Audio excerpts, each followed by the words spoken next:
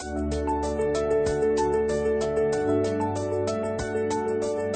I was at college, getting ready for my sophomore year, I met a bunch of guys who had, in their previous summer, had went and sold pest control service door to door.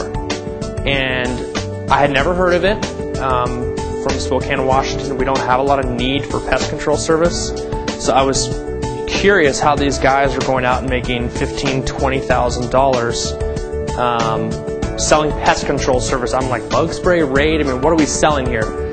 So there was this company at the time that was visiting our campus, and they were having meetings and teaching people and interviewing and hiring. And I came to like 3 or 4 of these things, just watching, is this legitimate? I mean, is anyone really making this kind of money?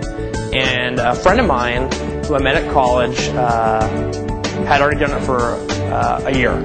And I met him, and I told him I was going to this. He's like, oh, I'm going to be there. I'm like, oh, are you thinking about doing it? He's like, no, I did it last year. Did you really make 20 grand? He's like, I made 40 grand. I'm like, 40 grand? Are you for real?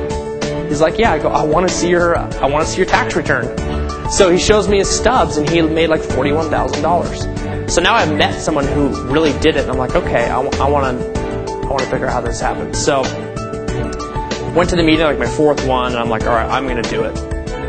If these guys can do it, I can do it. That was my whole thought. So I got hired, and I got assigned, at that time I got assigned to an office in Maryland, and I was living in Idaho, and it's a very long ways away, and I didn't want to go alone, so I recruited my friends. I went around and I'm like, here's what I'm doing.